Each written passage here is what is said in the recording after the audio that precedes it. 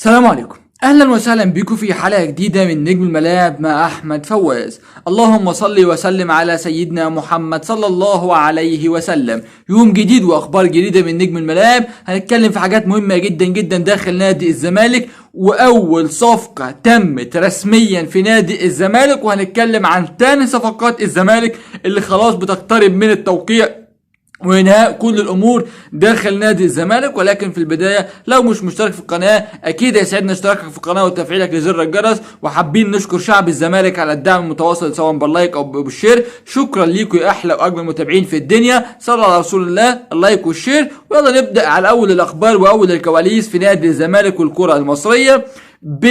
لاعب متواجد حاليا في منتخب مصر في القائمة بتاعة روي فيتوريا. اللاعب التحليل او العينة بتاعته في المنشطات ايجابية، واللاعب ده مش من لعيبة الاهلي ولا من لعيبة الزمالك. تاني في لاعب في منتخب مصر حاليا، لاعب اسم كويس، مش كبير قوي جدا، يعني لاعب اسم المفروض اسمه كويس، هو في الوقت ده اسم كويس، مش بيلعب في اهلي ولا زمالك، وعينته ايجابية في تحليل المنشطات. هل الناس هتقول عليه هل هيتم الطرمخه واستبعاده من قائمة منتخب مصر؟ الله اعلم، ولكن الكلام اللي جاي ان هيتم استبعاده بحجة الاصابة، هيتم استبعاده مش عارف ايه، والكلام اللي بالك فيه ده، وهيتم استبعاده من قائمة منتخب مصر، وهيتم انضمام لاعب اخر بداله. طيب كمان بقى من ضمن الاخبار والكواليس عندنا يا صديقي الغالي، المحكمة الرياضية الدولية بتلزم النادي الاهلي بدفع 300 الف استرليني الى نادي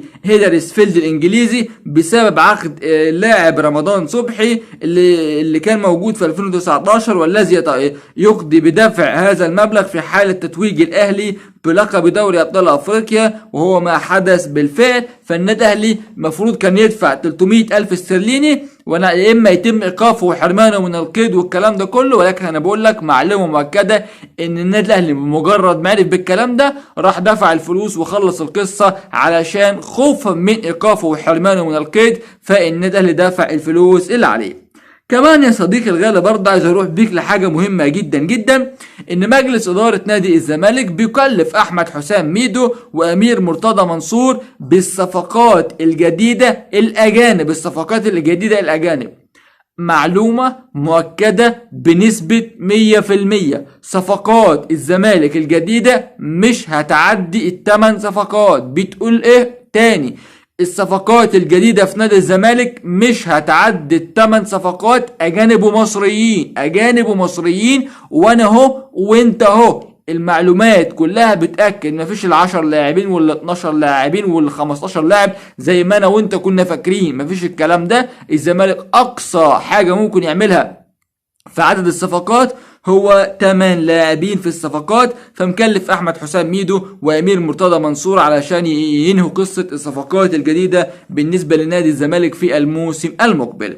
كمان بقى من ضمن الاخبار ايضا والكواليس قصة تأجيل البطولة العربية. نادي الزمالك عرف ان هيتم التأجيل بتاع البطولة العربية، ولكن نادي الزمالك بينتظر خطاب رسمي من المسؤولين عن تنظيم البطولة العربية بتأجيل موعد انطلاق البطولة لمدة اسبوع، فنادي الزمالك بينتظر الخطاب الرسمي.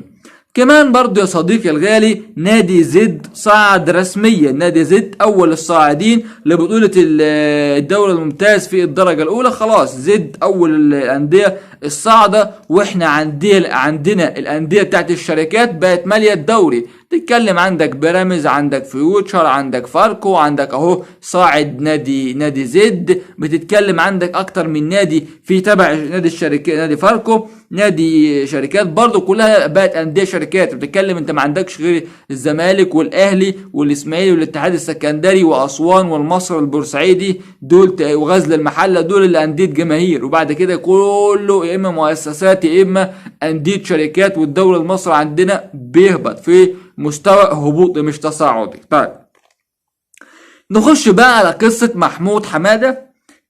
هفضل كل مرة اقول لك برضه ان الزمالك انهى صفقة محمود حمادة لاعب نادي فاركو ومنتخب مصر، واللاعب وقع وخلص كل شيء مع نادي الزمالك، واللاعب اول صفقات نادي الزمالك الجديدة ده بالنسبة للاعب محمود حمادة وانضمامه لصالح نادي الزمالك. كمان يا صديقي الغالي برضه من ضمن الاخبار والكواليس عندنا النهارده هنتكلم في حاجة مهمة جدا جدا، وهي طارق حامد.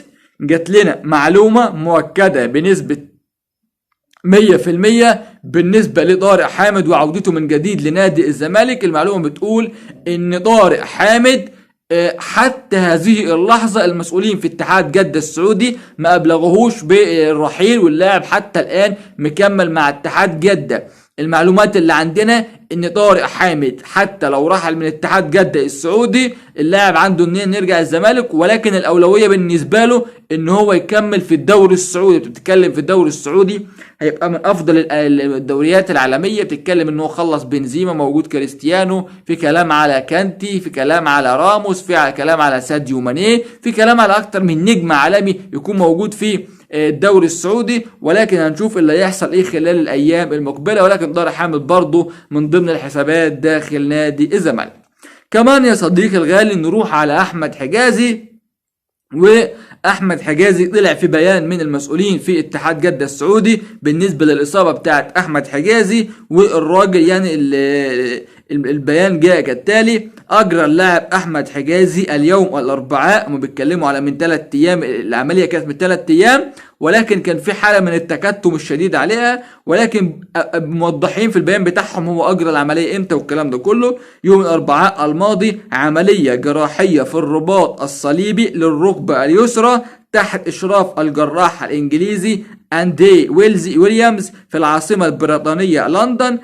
تكللت بحمد الله بالنجاح، وسوف يخضع اللاعب خلال المرحله المقبله لبرنامج علاجي وتاهيل قبل عودته للمشاركه في التدريبات الجماعيه. في شفافيه وفي وضوح. ولكن طبعا كلنا انصدمنا من الاصابه بتاعت احمد حجازي، ان هو عنده الرباط الصليبي والكلام ده كله. فان شاء الله ربنا يشفيه ويرجع احسن من الاول. بالنسبه لاحمد حجازي اكيد خساره كبيره جدا جدا لمنتخب مصر ولاتحاد جده السعودي.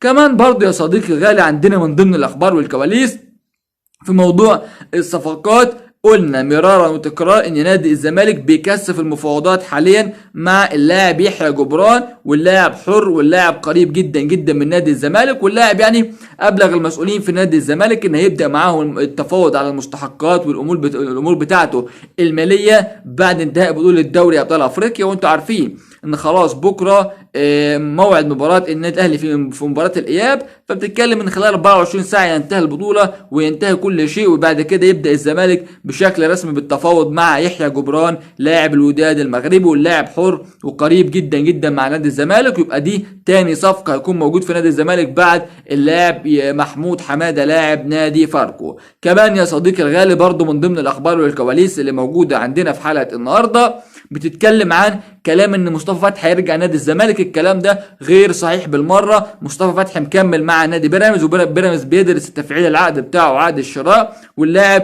مفيش اي كلام لا من قريب ولا من بعيد عن عودته من جديد لصالح نادي الزمالك. وكل الكلام اللي انت تسمعه ده غير صحيح يا صديقي الغالي بالنسبه لمصطفى فتحي. اما بالنسبه للمهاجم، نادي الزمالك عنده حوالي 5 أو 6 لاعبين اجانب بيدرس التعاقد مع افضل واحد بالنسبه لهم يعني.